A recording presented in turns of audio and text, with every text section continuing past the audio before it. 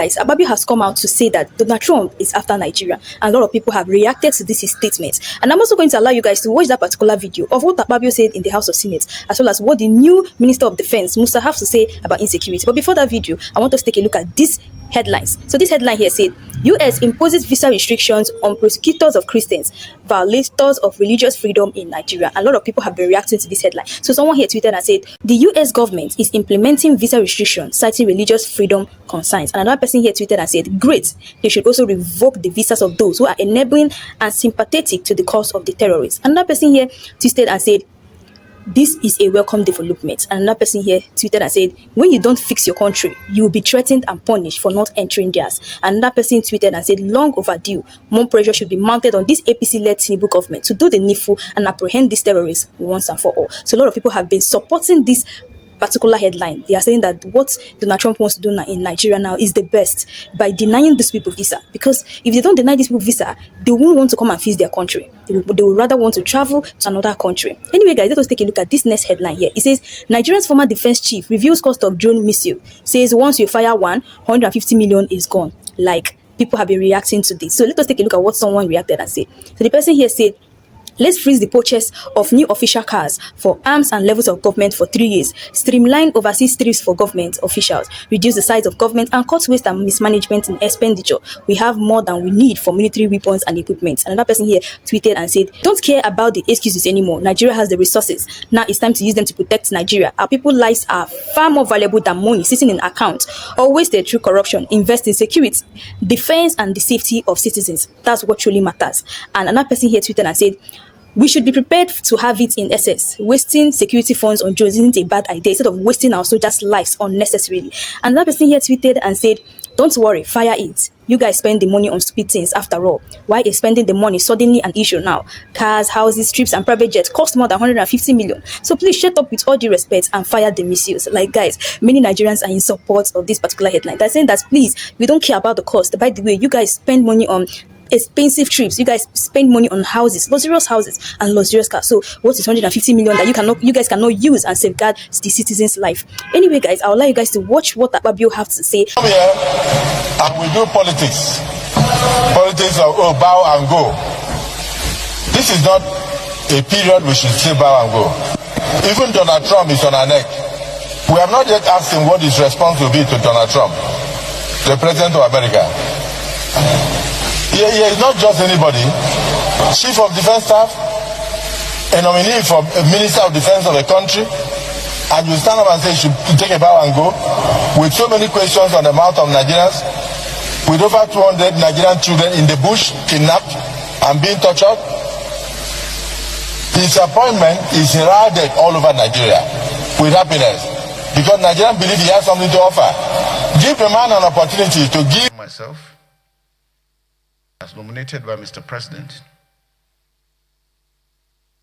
as the Minister of Defense of the Federal Republic of Nigeria.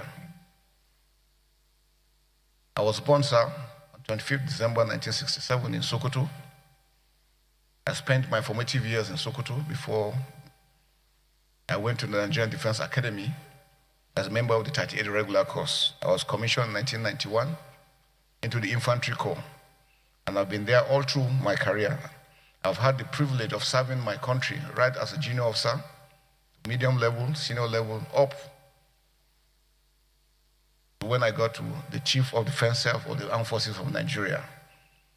For me, it's a defining moment because it gave me the privilege and understanding of the dynamics of the challenges confronting our great nation, Nigeria. And standing here, I pledge to give my best in ensuring that Nigeria is secured and safe. But we cannot do it alone. No single individual can do it. No single parastatal can do it. We need the support of everyone, every Nigerian and everyone living in Nigeria, working together as a team, because it's going to be a teamwork. The enemies we are dealing with are evil forces that don't mean this country well. And they have no respect for human life. And that's why it's important for us to know that if we don't work together, we'll give them the opportunity to continue to perpetrate the evil acts they have been doing.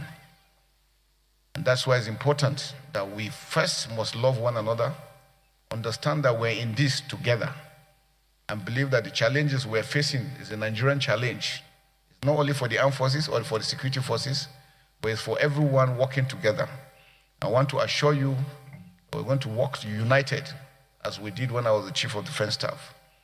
The important thing is for us to take the ownership of the challenges confronting our dear nation. These are things that we can't defeat. We can't win this war. But until we are deliberate about it, until the way we are determined, knowing that we are brothers and sisters, and God has a purpose putting us here together, is not to destroy ourselves, but to build ourselves up. And that's, for me, the most important aspect, that all Nigerians must put hands together to defeat the enemy. The Sahel is heating up. And you can see what they are doing to Mali. We will not want such situations to come to Nigeria. And that's why our borders must be secured. Our security forces must be empowered, must be supported. And I want to thank you most especially, Mr. President, sir, for all the support given to me when I was the Chief of Defense Staff. It made a great difference. The National Assembly stood by us all through. Despite the challenges, we were able to move forward.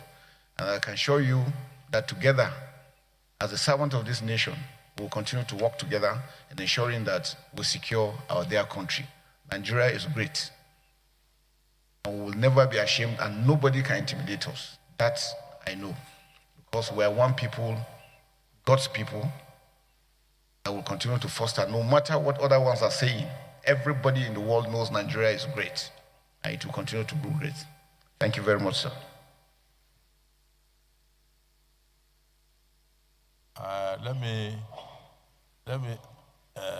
If you leaks, I'm Ahmed Lawan, I represent Yobina Senatorial District, and by the grace of the leadership of this Senate and the Selection Committee, the Chairman Committee on Defense.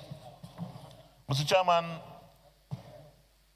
I have a very first-hand experience of working with the former Chief of Defense Staff, the ministerial presidential nominee, General C.G. Musa.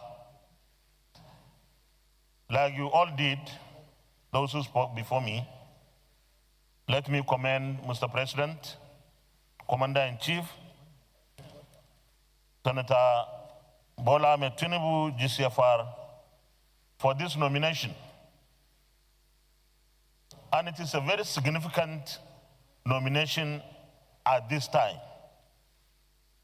In fact, probably this is the only, as far as I can remember, the only ministerial nomination that almost everyone in the country is saying, yes, this is the right thing to do, and is the right person to be.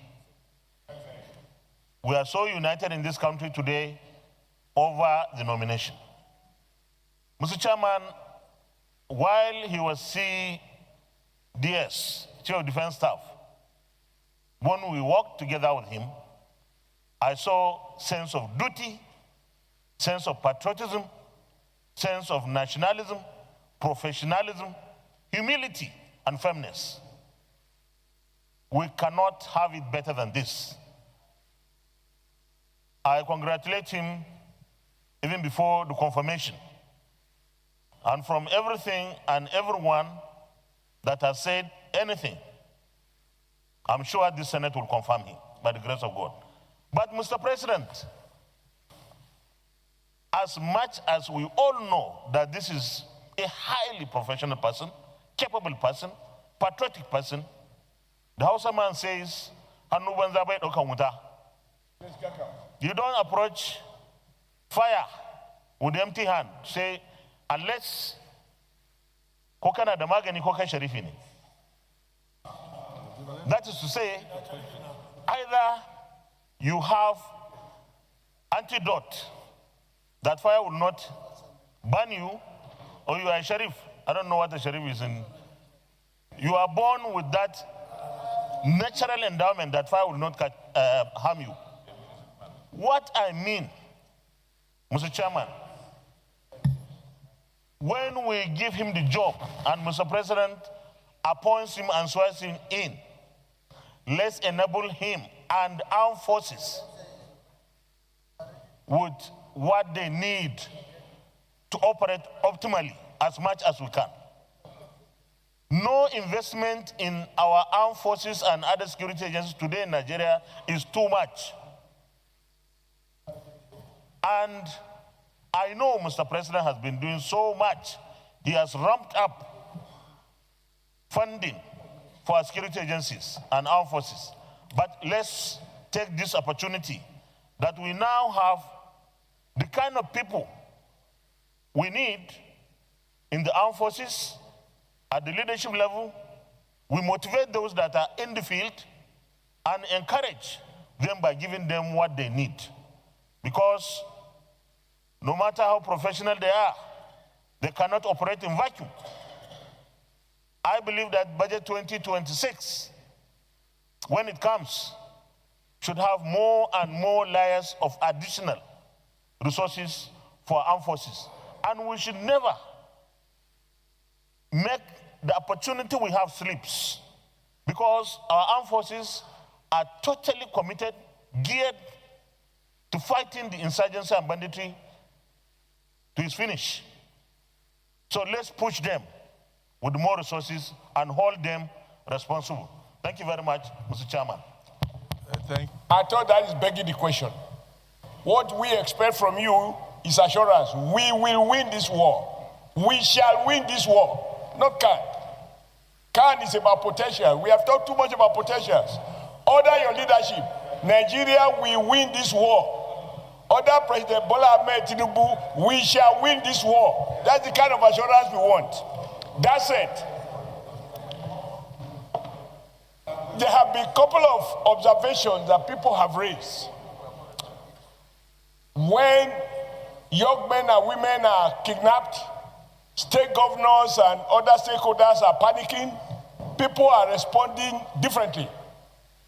For example, we have seen reports of armed terrorists coming out of the bush and negotiating with a subnational government. And people are like, how can we negotiate? And on the floor of this Senate, many distinguished senators remind us that people know where these terrorists are. They know their roots. And in any case, if they didn't know them, how do they negotiate with them? Because once the armed forces is demystified, there is no state. It is the power of the state. It possesses the monopoly to use instruments of violence to liquidate anyone who threatens the existence of the state. So for many people, they can't understand why the state or anybody purporting to represent the state will negotiate with bandits. They come to the city, and then after negotiations, they go back. There are other stories that one cannot verify about people wearing uniforms or people they have killed and so on and so forth. Like has been said, I don't think any one of us here has any iota of doubt. If anything, I have been congratulating many people who come to me that yes, for several reasons, your appointment is a bold statement, even to enemies of Nigeria outside Nigeria, who sought to polarize our country along religious lines. Your appointment has shut their mouth down. So, in all respect, I'm pleased, I'm happy, my confidence is reinforced. But sir, I need you to change your statement that we shall win. Number two, whether or not it makes sense for the state or sub-nationals to negotiate with terrorists, carrying weapons into the city, and then going back, as we see, these are reported from time to time, and we have seen governors saying after successful negotiations, they have achieved something. We just need some assurance from you. I think that is all. Your competence is not in doubt. The president's capacity to identify competent hands has never been in doubt. I ask somebody here, have we ever condemned any? I think you are yet another addition to President Bola Ahmed Tinubu's determination to put not round peg, square peg in a square hole. That is what you represent. But I just need some assurance to tell my children they don't have to worry. We have a new sheriff in town. Thank you very much, sir. Mr. President, because a lot of time has been taken in putting questions, I just want to not to be repetitive with what others have said. When General Musa was withdrawn as Chief of Defense Staff, I was very apprehensive. I was very sad. But I didn't know that the Mr. President was reserving you for this great role, to be Minister for Defense. So now that you have come back, my hope is renewed that somebody who will do the work with experience has come back. You were general in the army. You are still a general. A general doesn't retire. Once you come out, you are still a general. With this litany of generals you have come here with, all of them have rich experiences. I just want to tell you that we expect so much from you. This country is passing through a grave situation. You will notice that my brother, Senator Sani Musa, touched, which was also on my mind, is that you are nominated at a time when many of our children are still in the bush. A lot of children in schools have been kidnapped, some have been rescued, and some are still in the bush. What will you do differently? And how can you assure us that with this nominee, or with this nomination, that we are sure that you'll be able to work with a team under you to ensure the release of those children and to give Nigeria a better image? You may proceed to answer that, please. Thank you, Mr. President, sir. Distinguished senators. Let me start from the last one, sir. The issue of kidnapping of students, very unfortunate. But I think since last year, the Safe School Initiative was carried out. I think we need to look at it critically and make sure that it is holistic in its approach. Now, we must build the resilience of our communities because crime is localized. We're able to build the capacity of the locals themselves to be the first responder, because when they come, since security agencies cannot be everywhere, it's good we build them. Our schools must be secured. You see, most of the schools that have been built, you go and visit them, no perimeter fence, they are left exposed. Information conveyance, again, has been an issue. Before these informations are relayed, the use of technology. So, sir, we're going to make sure that we do a whole of society approach into addressing this issue of kidnapping of school. With technology, working together with the armed forces, the police, and other security agencies, and the communities. I think that's where the gap has been. We will be able to address that properly, and we'll be able to also secure these children and to stop issues of kidnapping all over the country. Distinguished Senator Ahmed Lawan, sir, thank you very much, sir. I think one basic area we're also going to look at is accountability of the armed forces. Whatever funds is being made, we want to make sure that the funds are properly utilized. And I think that is very critical so that we can make sure that whatever it is we're getting are things that will help us and assist us in the members of the armed forces in carrying out their action. Senator Mongonusa, on the issue of policy. Yes, sir, I've been operational all through my life. Now the issue of policy, and I think that's very important, sir. What we have observed over time is that with the MDAs, we have not really been able to get the full support of the MDAs. I think one mistake we make is we think the armed forces can solve all the problems.